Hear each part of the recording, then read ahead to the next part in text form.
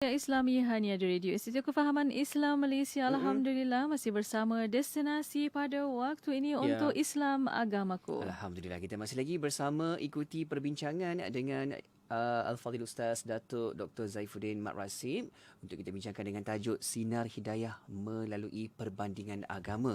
Saya bila sebut tajuk ni yang Mona, saya terbayang apa tahu, pernah tak ada mungkin sahabat-sahabat yang bukan Islam bertanya kepada kita berkaitan dengan Islam. Sebenarnya perkara ini penting ni. Ilmu ni sangat penting. Apa yang kita nak jawab kepada orang bukan Islam yang bertanya tentang Islam. Ini pun ada satu dakwah kepada kita sebenarnya. Okay? Baik Datuk, kita berbalik kepada soalan kita untuk berikutnya berkaitan dengan Al-Quran. Sebab apa?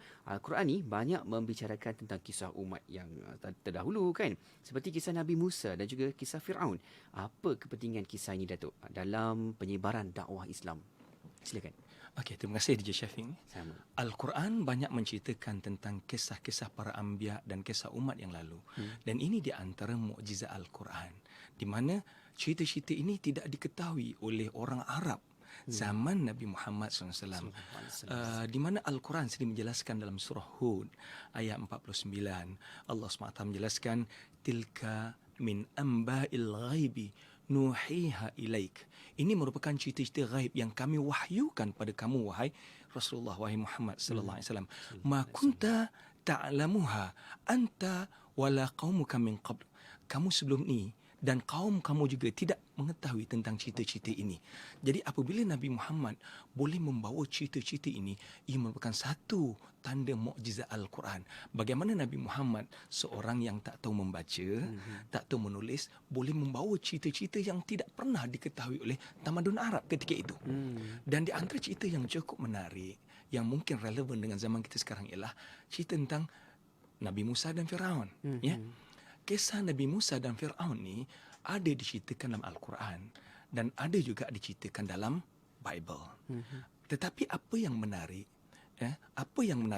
yang diceritakan dalam Bible ini, kita boleh lihat dalam Bible, dalam Perjanjian Lama, disebutkan dalam Exodus, chapter yang ke-14, ayat ke-15 hingga 31. Menceritakan bagaimana Nabi Musa membawa lebih kurang 600,000 Bani Israel untuk keluar dari bumi Israel, dari bumi Mesir, dan dikejar oleh Fir'aun dan tenteranya. Fir'aun dan tenteranya mengejar Nabi Musa AS. Sehinggalah cerita ini juga diceritakan oleh Allah SWT dalam Al-Quran, di mana mukjizat Nabi Musa AS berjaya membelah laut, terbelah dua. Dan Bani Israel berjaya menyeberangi laut, sampailah seberang sana. Kemudian tentera Fir'aun menuruti mereka sampai di tengah laut. Laut bercantum dua. Dan di kali itulah Al-Quran dan Bible menceritakan Fir'aun dan tenteranya mati kelemasan. Kalau kita perhatikan, Al-Quran ada menceritakan dalam surah Yunus ayat 90 hingga 92. Di kali itu Fir'aun berkata, amantu bi ilahi Bani Israel. Aku beriman dengan Tuhan Bani Israel. Benda yang sama juga disebutkan dalam Bible. Cuma bezanya satu kat sini. Bible tidak menceritakan apa yang berlaku selepas kematian Firaun.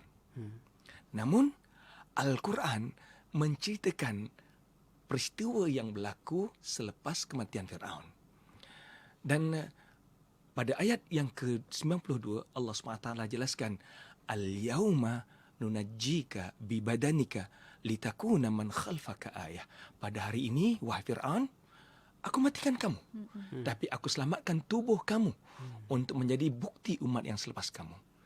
Satu yang menarik, ya, DJ Syafiq dengan DJ Mona, apabila kerajaan Perancis meminta daripada kerajaan Mesir untuk mengkaji mami yang ada di Mesir pada tahun 1978 lagi ketika itu.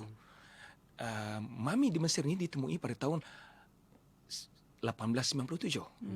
So kerajaan Perancis minta keizinan pada kerajaan Mesir untuk mengkaji mami ini. Dan mami ini diterbangkan ke Perancis. Dan sambutan diberikan dengan begitu hangat, penghormatan diberikan pada mami Fir'aun ini. Fir'aun ini bukan nama orang, ya. Fir'aun adalah pangkat. Jadi banyak Firaun sebenarnya. Ya, Firaun Banyak yang mana keluarga, satu. Ya. Dulu saya ingat Firaun ni Oh, adalah nama lama orang. dia. Tapi dia adalah pangkat keluarga darjat, ya. Darjat kebesaran. Jadi ada banyak Firaun, sebab itulah jamak ataupun pluralnya ialah farainah. Taib. Dan orang yang dipertanggungjawabkan untuk mengkaji jasad Firaun ini ialah Dr. Maurice Bucaille. Dan bersama dengan tim beliau, Dr. Maurice Bucaille mengkaji jasad Firaun ini. Bagaimana jasad ini masih elok lagi. Dan dia membuktikan bahawa jasad ini dah berumur lama, lebih pada 2,000 tahun. Ya, lebih pada 4,000 tahun. Dan daripada postmortem yang beliau dapati, pada jasad tubuh ini ada kesan-kesan garam. Dan postmortem yang didapati bahawa mayat ini mati dalam keadaan lemas. Kemudian dikaji sudut sejarah. Orang ini, Firaun inilah yang hidup zaman Nabi Musa AS. Walaupun cerita kematian Firaun dalam laut ada dalam Bible, tetapi Bible tidak menceritakan apa selepas itu. Al-Quran menceritakan bahawa jasad itu Allah jaga. So, Dr. Maurice Bucaille ketika itu tidak mengetahui lagi bahawa Al-Quran ada menceritakan perkara ini. Lalu dia menulis rencana tentang penemuan beliau, bahawa ini adalah penemuan yang cukup menakjubkan, bahawa jasad yang berumur 4,000 tahun masih lagi elok, terawet sampai sekarang. Dan apabila artikel ini dijelaskan pada orang ramai, kemudian Dr. Maurice Bucaille dibagi tahu bahawa perkara inilah yang Al-Quran sebutkan. Dr. Maurice Bucaille tak puas hati dengan penjelasan ini. Ketika mana jasad ini diterbangkan balik ke Mesir. Dan dikala itulah beliau turut sama pergi ke Mesir. Dan beliau turut sama pergi berbincang dengan beberapa ulama Mesir. Bagaimana Al-Quran menjelaskan perkara ini. Kemudian beliau mendapat penjelasan ayat dalam surah Yunus ayat 92. Al-yawma nunajjika bibadanika litakuna man khalfaka ayah. Pada hari ini, wahai Firaun, aku matikan kamu. Sebab ketika itu Firaun nak bertaubat. Aku beriman dengan Tuhan Bani Israel. Lalu Allah templah Firaun. Al-an, sekarang saya Firaun, kamu nak beriman? Laqad asaita min qabl. Sebelum ini kamu engkar dan kamu melakukan kerosakan. Hari ini aku selamatkan jasad kamu, tapi kamu tetap dimatikan. Untuk apa? Untuk menjadi bukti umat selepas kamu. Apabila mendapat penjelasan ini, Dr. Maurice Bucaille menyatakan tidak mungkin ada orang yang boleh menjelaskan 1,400 tahun yang lalu, sedangkan jasad ini hanya ditemui pada tahun 1897, pada kurun ke-19. Bagaimana Nabi Muhammad boleh menjelaskan perkara ini? Pastinya penemuan ini ataupun penjelasan Al-Quran ini bukan datangnya pada Nabi Muhammad sendiri. Tambah lagi, cerita ini tidak diketahui oleh orang Arab zaman Nabi Muhammad SAW. Ini di antara sebab Dr. Maurice Bucaille mengkaji Al-Quran lebih detail dan akhirnya menjadi asbab beliau mengucap syahadah. Dan daripada situlah beliau mengkaji tentang Al-Quran dan dibandingkan dengan fakta-fakta saintifik, dan akhirnya beliau menulis satu buku yang telah pun diterjemahkan dalam banyak bahasa. Beliau tulis dalam bahasa Perancis, kemudian diterjemahkan dalam bahasa Inggeris, bahasa Arab dan bahasa Melayu, iaitu Holy Bible, Quran and Science. Bible, Quran dan Sains, kajian tentang fakta-fakta saintifik. Bagaimana Al-Quran menjelaskan fakta-fakta saintifik yang tidak mungkin dapat dijelaskan oleh orang biasa melainkan Nabi. Dan inilah, ya, DJ Syafiq, DJ Mona, saya tertarik dengan apa yang disebutkan oleh Profesor Everett Corner ketika mana dia bicarakan tentang Big Bang Theory.